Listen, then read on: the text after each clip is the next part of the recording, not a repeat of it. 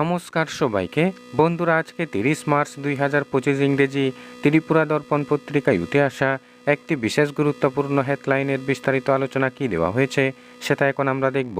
হেডলাইনটির নাম হলো রাহুল গান্ধী শীঘ্রই আসছেন ত্রিপুরাতে।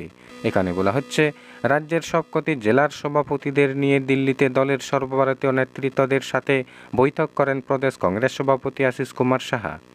গত 27 মার্চ দিল্লিতে অনুষ্ঠিত এই বৈঠকে উপস্থিত ছিলেন দলের সর্বভারতীয় সভাপতি মল্লিকার্জুন খার্গে ও লোকসভার বিরোধী দলনেতা রাহুল গান্ধী সহ অন্যান্য নেতৃত্ব।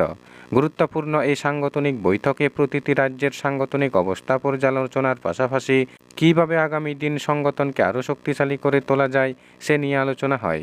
সভাপতিদের নিয়ে এই বৈঠক ছাড়াও প্রদেশ কংগ্রেস সভাপতি আশিস কুমার সাহা পৃথকভাবে রাহুল গান্ধী ও দলের সর্বভারতীয় সভাপতির সাথে বৈঠক করেন। এই বৈঠকে তিনি রাজ্যের বর্তমান রাজনৈতিক পরিস্থিতি সহ সাংগঠনিক বিষয়গুলি তুলে ধরেন রাহুলজির সামনে।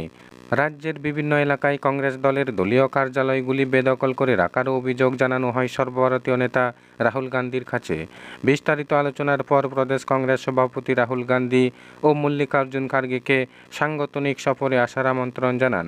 দলের এই দুই শীর্ষ নেতা প্রদেশ কংগ্রেস সভাপতির আমন্ত্রণ গ্রহণ করে খুব শীঘ্রই ত্রিপুরা সফরের কথা জানান। শুধু তাই নয়, রাজ্যের দায়িত্বপ্রাপ্ত পর্যবেক্ষককে এ নিয়ে প্রয়োজনীয় উদ্যোগ গ্রহণ করার নির্দেশ দেন রাহুল গান্ধী। দিল্লিতে সাংগঠনিক সফর শেষ করে রাজ্যে ফিরে এসে শনিবার আগরতলায় প্রদেশ কংগ্রেস ভবনে সংবাদ মাধ্যমের প্রতিনিধিদের মুখোমুখি হয়ে এমনটাই জানান প্রদেশ কংগ্রেস সভাপতি আশিস কুমার সাহা। তিনি আরও জানান, দল খুবই আশাবাদী রাহুল গান্ধী ও দলের সর্বভারতীয় সভাপতি খুব শীঘ্রই রাজ্যে আসবেন। বন্ধুরা, খবর আপাতত এই পর্যন্ত। বন্ধুরা, ভিডিওটি ভালো লাগলে লাইক, শেয়ার, সাবস্ক্রাইব করে আমাদের সঙ্গে থাকুন। ধন্যবাদ সবাইকে ভিডিওটি দেখার জন্য।